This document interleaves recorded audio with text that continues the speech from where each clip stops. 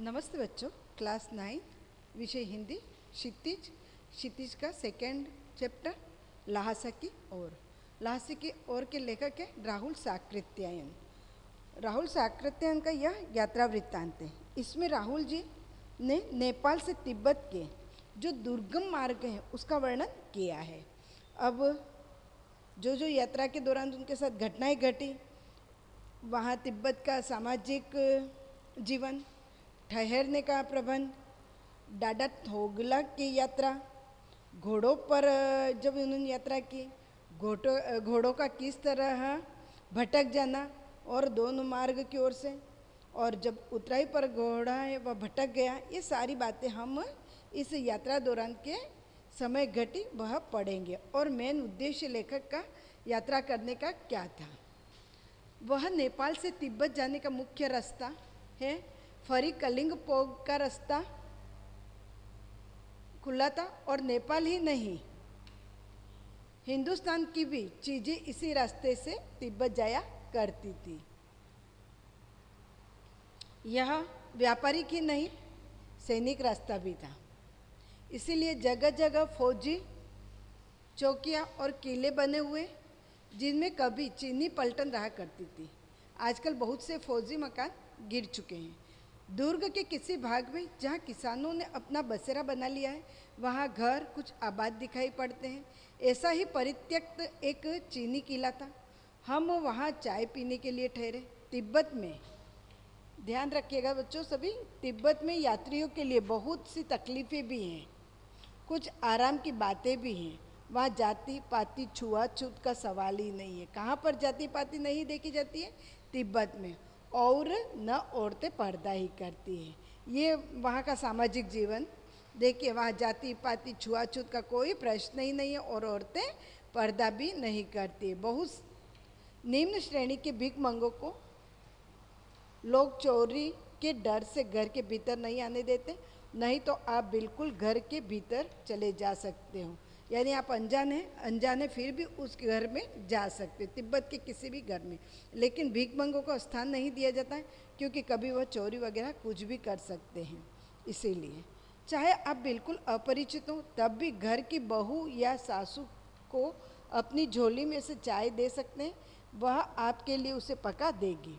मक्खन और थोड़ा नमक दे दीजिए। देखिए, आपकी जो चाय बनती है, चाय पत्ती वगैरह डाल के सबसे पहले पानी डालेंगे, दूध डालेंगे, चाय पत्ती डालेंगे, शक्कर डालेंगे। लेकिन यहाँ पर चाय अलग बनती है। मक्खन और सोडा नमक दे दीजिए उन्हें। वह चाय चौंगी में कूटकर उसे दूध वाली चाय के रंग की बना के मिट्टी के टोटीदार बर्तन यानी खोटी में रख के आपको दे देंगी। यदि बैठक की जगह चूल्हे से दूर है और आपको डर है कि सारा मक्खन आपकी चाय में नहीं पड़ेगा, तो आप खुद जाकर चौगी में चाय मत कर ला सकते हैं। चाय का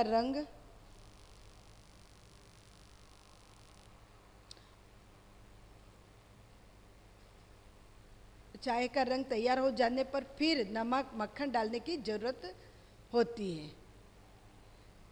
इस तरह यहाँ की चाय बनती है। परित्यक्त चीनी किले से जब हम चलने लगे तो एक आदमी राहगीर मांगने आया। हमने वहाँ दोनों चीटे उसे दे दी। शायद उसी दिन हम थोगला के पहले के आखिरी गांव में पहुँच गए। यहाँ भी सुमति के जान पहचान के आदमी थे। सुमति उधर का था, वो आना जाना करता ही रहता था, इसलिए वहाँ के जान पहचान के आदमी उसको मिलते ही रहते थे। और भीख मंगे रहते भी ठहरने के लिए अच्छी जगह मिली। 5 साल बाद हम इसी रास्ते लौटे थे और भीख मंगे नहीं, अब एक भद्र यानी अच्छे व्यक्ति, एक भद्र यात्री के वेश में घोड़ों पर सवार होकर आए थे। किंतु उस वक्त किसी ने हमें रहने के लिए जगह नहीं दी। देखिए, यहाँ पर अच्छे पुरुष थे पहले जब आए, लेकिन जब बाद में और पहले और बाद में दोनों ही ध्यान रखना है कि जब वह अच्छे भद्र पुरुष थे, इस समय उनको वहाँ रहने के लिए स्थान नहीं मिला। क्यों नहीं मिला वह देखेंगे। और हम गांव के एक सबसे गरीब झोपड़े में ठहरे थे।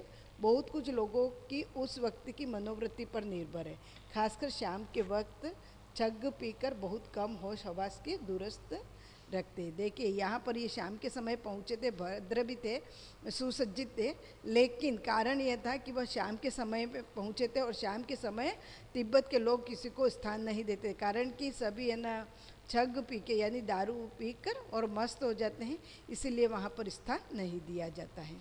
अब हमें सबसे विकट डाडा थोगला पार करना था। डांडे तिब्बत में सबसे खतरे की जगह है।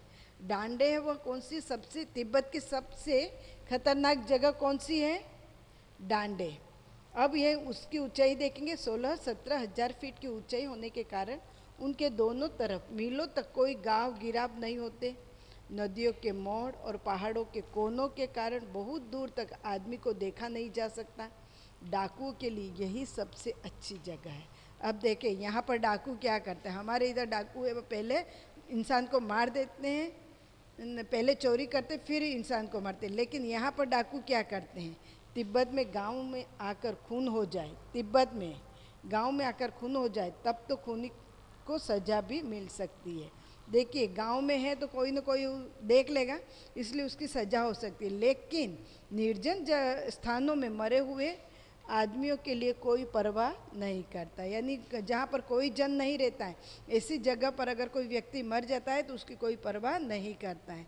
कारण सरकार खुफिया विभाग और पुलिस पर उतना खर्च नहीं करती, कारण कि वहाँ की जो खुफिया विभाग और पुलिस है वह जहाँ पर निर्जन है वहाँ पर खर्चा नहीं करती, ना वहाँ पुलिस लगाती ना कुछ नहीं, और वहाँ गवाह भी तो कोई नहीं मिल सकता। डकैत पहले आदमी को मार डालते हैं, उसके बाद देखते हैं कि कुछ पैसा है कि नहीं। देखिए यहाँ डकैत क्या करते हैं, पहले आदमी को मार देते हैं, फिर कुछ पैसा है कि नहीं। हथियार का कानून न रहने के कारण यहाँ लाठी की तरह लोग पिस्तौल बंदूक लिए फिरते हैं। डाकू यदि जान से न मारे तो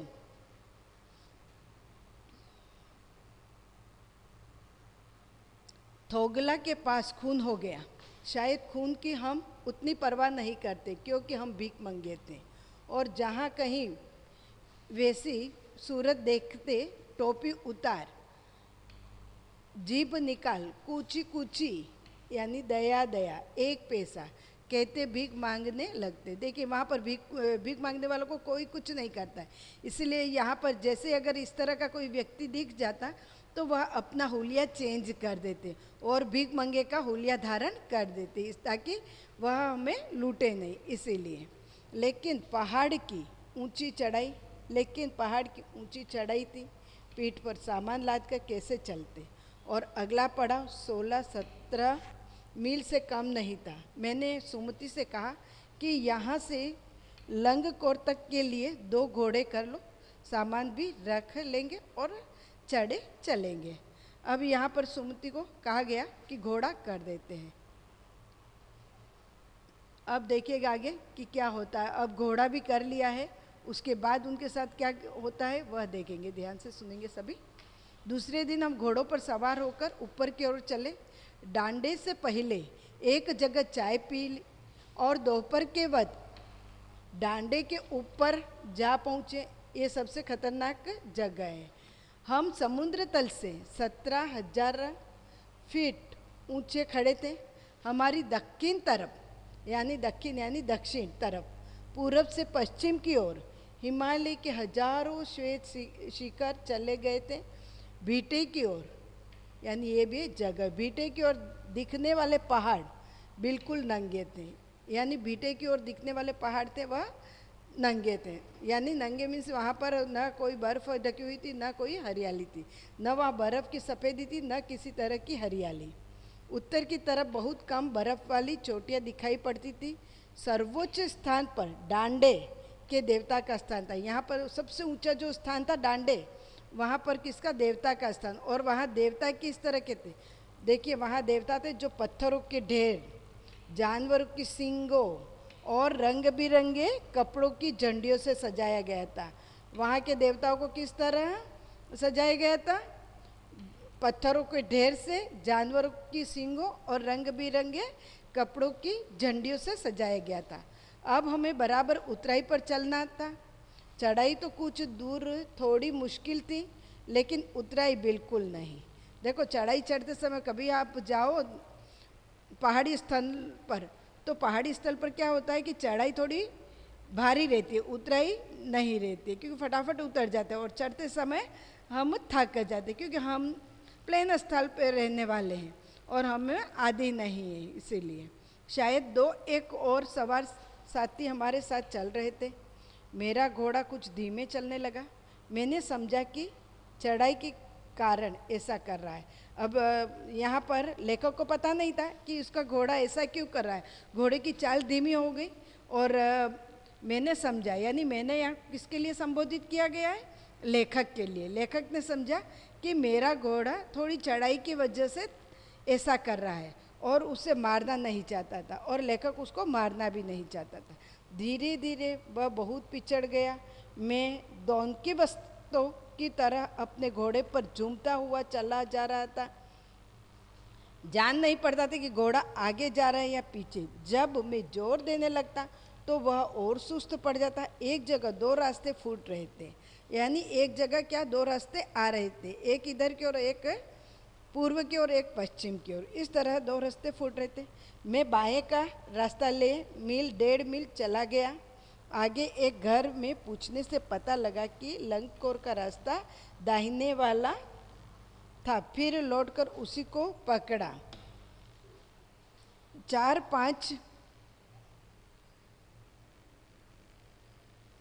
बजे के करीब में गांव से मील भर पर था तो सुमति इंतज़ार करते हुए मिले। मंगोलों का मुंह, वहाँ जो मंगोल जाति के लोग रहते हैं उनका मुंह वैसे ही वो गोरे ने रहते हैं, मंगोलों का मुंह वैसे ही लाल होता है। और अब तो वह पूरे गुस्से में थे। उन्होंने कहा, मैंने 2 टोकरी कंडे फूंक डाले, यानी वहाँ वो गर्मी ले रहे थे कंडे डाल डाल कर। तो मैंने 2 टोकरी कंडे फूंक डाले, 3-3 बार चाय को गर्म किया। मैंने बहुत नरमी से जवाब दिया, लेकिन मेरा कसूर नहीं है मित्र। क्या कह रहे लेखक कि लेकिन मेरा कसूर नहीं है मित्र। देख नहीं रहे हो कैसा घोड़ा मुझे मिला है। मैं तो रात तक पहुंचने की उम्मीद रखता था।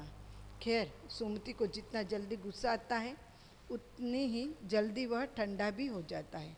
लंगकोर में वह एक अच्छी जगह पर ठहरे थे। यहाँ भी उनके अच्छे यजमान थे। पहले चाय सत्तू खाया, रात को गरम गरम थुक्पा।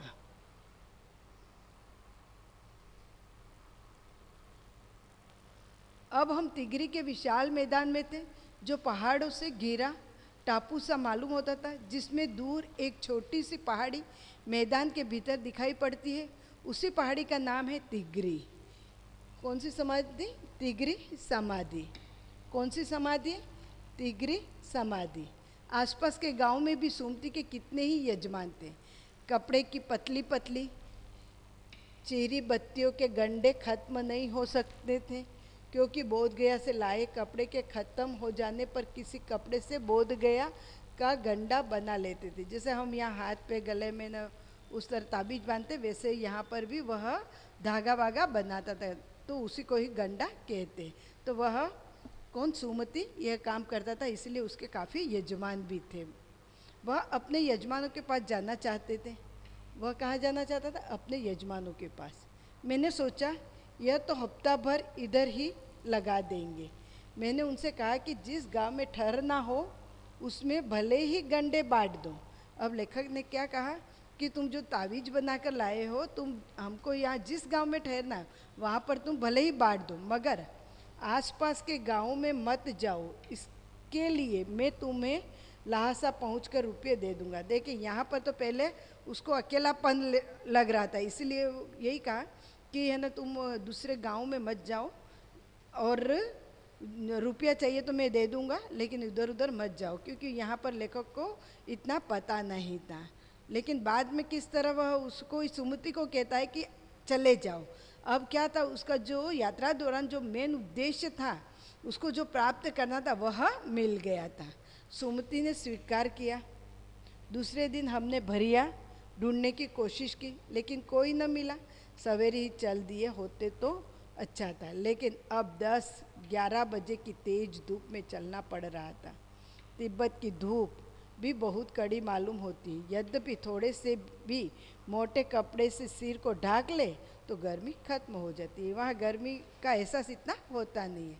आप 2 बजे सूरज की ओर मुंह करके चल रहे हैं।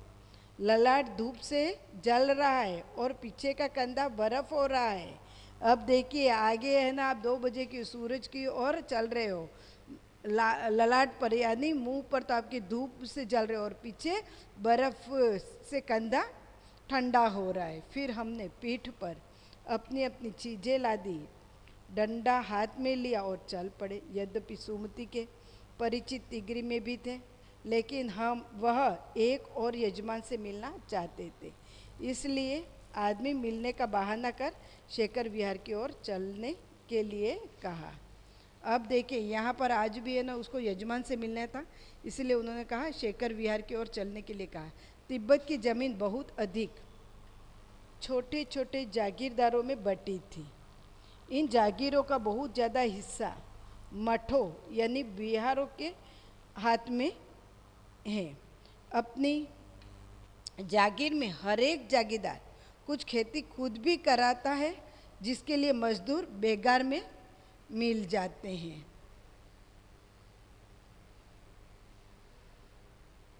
खेती का इंतज़ाम देखने के लिए वहाँ कोई भिक्षु भेजा जाता है, जो जागीर के आदमियों के लिए राजा से कम नहीं है। देखिए यहाँ पर किसी भिक्षु को है ना भेजा जाता है मजदूर के लिए, मजदूर को, लेकिन वह मजदूर क्या राजा से कम नहीं है, वहाँ पर उतना ही सम्मान है किसका, मजदूर का भी।